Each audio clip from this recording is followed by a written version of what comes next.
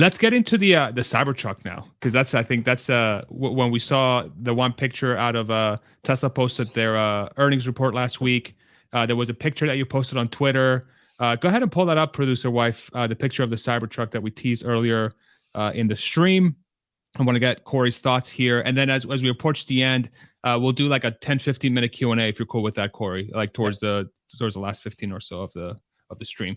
So this is from Corey's Twitter account. Do follow him at Corey Steuben. You see it right there on the screen. My brain is literally on fire, poring over this image, zooming in and studying every detail. Can't wait until we get ours and bring it to the world on live Munro. Headed to Berlin to tour Big Factory on Friday, which we talked about briefly at the beginning of the video. Go ahead and click on that image, producer wife, and then let's Corey. Why is your brain on fire, my friend? So it's the size. So if you look at the giga casting on the front of the Model Y is very, very big. And the length of this going from the hinge pillar. So the hinge pillar is what you see, the white on the right. That's where the hinges for the doors connect. That's why they call it a hinge pillar. The length of this is tremendous. And they're using a very similar strategy that the Model Y uses. Towards the front, all the way to the left, you'll see a small aluminum weldment that attaches. It's called a fender bracket. So in this photo, you see one part, the massive casting, and then you see that the fender bracket, which is 1, 2, 3, 4 stampings. So on the other side, there'll be the same 4 stampings. So you'll have 9 parts create the whole front structure of the vehicle. Now think of the Rivian. We have a Rivian. It's body on frame. So there's a whole frame rail and there's a whole complex. You're talking hundreds and hundreds of parts with probably 500 to 1,000 fastening points between spot welds and threaded fasteners and probably kilometers of structural adhesive. Just the sheer fact that the whole front of the vehicle, I only see 5 parts, and you can imply that the bracket's the same on the other side. And then I can see a tiny little portion of the crush can sticking out, but no front bumper beam.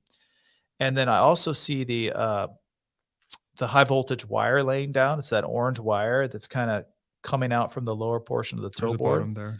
Yep. And that's what's going to go and power your front drive unit. It's a very reminiscent of the design philosophy and build philosophy of the Model Y out of Texas. So it's the Giga Texas version of the Model Y. Now we're going to assume that the battery is a structural battery pack with 4680s. So if you just do some parametric math, so the tonnage on this Giga press is 9,000 tons. That's what Idra says. That's what Tesla says. They're currently using 6,000 tons on the front Giga casting. So I'm guessing they squeezed as much aluminum in this as possible. So you're looking at a casting that's a third larger. And when you're designing a vehicle like a truck, profit margins on trucks historically have been huge because when you're using 33% more material, that's like the smallest amount. That's a very small driver in cost compared to the size of the vehicle. So people will pay $80,000 for like a F-150 Limited or a Silverado, whatever, but the amount of material is only like 25% more if you count steel and aluminum. So you only have a small parametric growth in material usage. So the suspension parts get slightly larger. The Giga castings get a third larger. The steel is larger. And the only real wild card is any manufacturing problems they have with the unique exterior. So this is not an exoskeleton. So everyone's like, oh, exoskeleton. If this was an exoskeleton, you would not see this traditional build style. So this is like a model. This is like a big old Model Y, huge casting in the front, huge castings in the rear. It's not a body on frame. It's body on white. And if our viewers out there don't know what that means, body on frame is you have a ladder frame and then you put the body on top like a truck. And the way those are designed and the NVH characteristics are wildly different from a stiff singular body. So this will be more like a Honda Ridgeline, I know, and less like a F-150, but this thing is huge. And so the reason why I said my mind's on fire is because I can also see the fastening strategy just below the windshield of those tiny little circles. I look for, if they're slotted, to see how they're going to align and secure that outer stainless steel. I can see multiple witness marks for threaded fasteners in the hinge pillar. And that's exactly how the assembly of the Model Y body side outer and body side inner, which make up the hinge pillar, and then the rest of the body side are secured to the front casting. So I know I'm just kind of riffing here. I can also see a low voltage harness hanging down. It's the black harness, and On the front. you can make out a little bit of the size of the connectors, but those are going to be going to most likely everything in the cooling pack, because it looks like they're hanging down to the left, but they're relatively large. So what's amazing to me is this is an evolution of the design philosophy of Tesla applied to a truck. You know, it'd be like if you took the Model Y from Texas and say, let's make this thing a truck. Okay, let's stretch it. Let's make the casting bigger in the front. Let's make it shaped like a weird triangle. Okay. And the only real wild card, like I said, is how you're attaching those large, thick stainless steel, most likely brake bent. They're bent on like big brakes, not stamped. If there's any challenges, I think that's where the challenges will lie, because stamping hoods, fenders, body side outers is like really well refined. That's how Toyota makes cars, Kia, Hyundai, Ford, everybody. That's how Tesla makes cars. I stood in the stamping shop in Berlin and watched the panels come flying out. And I saw all the storage of the body side outers and inners and trunks and hoods and doors. This will be a huge departure with all these really hard, thick, straight stainless steel pieces. And we'll have to see if there's fit and finish and quality issues in their early builds, because that's my biggest concern for the Cybertruck. Got it. So let me go ahead and pull up a picture of body on frame, so folks that are watching this can understand sort of what Corey mentioned. Go ahead and pull up the picture, producer wife. So this is body on frame, right? So that you have a big old frame and then you put the body on it. Literally, that's how pickup trucks are built today, right? Traditional pickup trucks. And so if we pull up the second to last link I sent your producer wife, which is the earnings report that Tesla showed, and then go to page 13, which is sort of the big picture that the bigger picture that Corey showed us, or that we had pulled up earlier. Go ahead and pull that up. Yeah, and just zoom in on that picture of the Cybertruck pilot line right there. Yeah, go ahead and zoom in. And so this is like so that the Cybertruck is mostly in it. And so it's kind of hard to tell from this picture, I guess, but it doesn't have that sort of those two steel or whatever they are, line or things that you want to call. It's more like you described, like a big Model Y with a huge bed. And so where's this? What's the exoskeleton then? Is that just did they scrap that idea? Like, help us understand now. So an exoskeleton would be a complete departure of how a vehicle was developed. And this is what you're looking at right here is all the underpinnings of a traditional body in white, but instead of complex weldments making up the front of the car, it's one casting. And in the rear, it's yet to be seen how many castings, but they've implied that there'd be multiple castings. But those castings are built in a way to have all the mounting provisions for most likely the door, for the bed, and any sort of features they have. And the castings do engage much higher than on the Model Y. And if this was truly an exoskeleton, you wouldn't need all that internal structure. It's like if you're an exoskeleton, you don't have bones on the inside. Think of it, if you're a lobster lobster or crab, the outside is the structure and the inside is all the muscles and stuff. So I think the exoskeleton was a little overplayed, because if it truly was an exoskeleton, that's where all the structure would be. You wouldn't need so much of the strength, because those the white part, what you see. So if you look at the side of the car, you have the stuff that's gray, but the white portion, you're probably looking at ultra high strength steel for structure. And ultra high strength steel is boron steel that's typically hot formed. And if you were truly relying on the stainless steel exoskeleton, you would need no boron steel. I bet dollars to donuts that when we get that and we tear it down, they have ultra high strength steel, because of the strict requirements for safety. You need it for the structural rigidity for all the different crash tests and whatnot.